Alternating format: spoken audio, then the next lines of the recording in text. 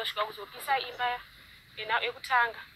Chiitiko chaitika ichi kubva zvatanga hapana chenji chikuitika. Vari kuuya vari kutibatsira but hatisi kuona chete. Handichikumbirawo ruzhinji reZimbabwe kana anozivawo maprofita kana n'anga owanikawo maprofita kana 7 kana n'anga 7 dzikwanisawo kutibatsirawo.